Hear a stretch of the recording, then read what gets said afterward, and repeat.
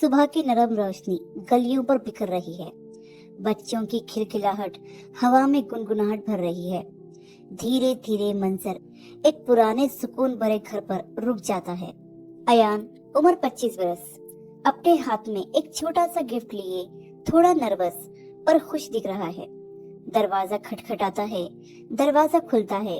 सामने उसकी माँ फातिमा, उम्र 50 बरस, मुस्कुराते हुए खड़ी है। फातिमा, आंखों में झलकती क्यूरियोसिटी। बेटा, आज तुम्हारे चेहरे पर अलग ही खुशी दिख रही है, क्या बात है? अयान एक्साइटमेंट के साथ, माँ, आपको एक दोस्त से मिलवाना था, मिलवाऊं? फातिमा प्यार से कहती है, अच्छा ठीक है, मिलवा सकते हो। एक स्कूटर रुकती है। स्कूटर से उतरती है महर, उम्र 23 साल, मॉडर्न कपड़े, खुले बाल, कॉन्फिडेंस भरा चेहरा। महर अयान को देखकर मुस्कुराती है। फातिमा की नजर महर के कपड़ों पर टिक जाती है। फातिमा धीरे से, बेटा ये कौन है? माँ, ये महर है और महर ये है मेरी माँ।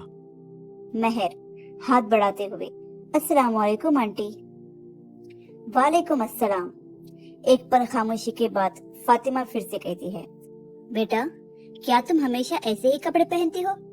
क्या तुम्हें पता नहीं, इस्लाम में औरत के लिए ऐसा लिबास पहनना हराम है जो तंग हो और जिससे जिस्म नुमाया हो जाए। महर हल्की हंसी के साथ, ओ कम ऑन आंटी, ये हिजाब और ढीले ढाले कपड़े ये सब ओल्ड फैशन हो गया है। इस्लामिक कल्चर पुराना हो गया है, जमाना बदल गया है, इसलिए हमें भी मॉडर्न सोच के साथ चलना चाहिए, वरना हम दुनिया की दौड़ में पीछे रह जाएंगे। फातिमा चुप हो जाती है, सिर्फ हल्का सा मुस्कुरा कर सिर हिलाती है। फातिमा महर की खूब खातिर तवाज़े करती है, जिस तरह से एक मेहमान की करनी चाहिए। कुछ देर बाद जब अयान और महर जाने लगते हैं, फातिमा एक लॉकर की चाबी, गहनों का बॉक्स और कुछ कैश लेकर आती है।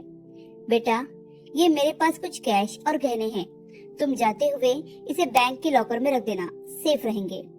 अयान और महर मिलकर गहने और कैश बैग में रखने लगते हैं। फातिमा थोड़ा सख्त पर प्यार से, अरे ये क्या कर रहे हो? ऐसे ही हाथों में लेकर जाओ, बैग में क्यों डाल रहे हो? अयान हैरान होकर अपनी माँ को देखता है और कहता है, माँ, इतना सारा कैश और गहने ऐसे ही कैसे ले जा सकते हैं? अगर किसी चोर की नजर पड़ गई तो सब कुछ चला जाएगा, इसलिए पैक करना जरूरी है। फातिमा हंसती है और कहती है, बेटा ये तुम कैसे पुराने ख्यालात वाली बातें कर रहे हो? महर हैरत से, आंटी ये आप क्या कह रही हैं? ये गहने और कैश है, मतलब हर जमाने में इंसान को इनकी जरूरत होती है, इसे हर जमाने में महफूज रखने की जरूरत है, वरना कोई चोर इसे चुरा ले जाएगा।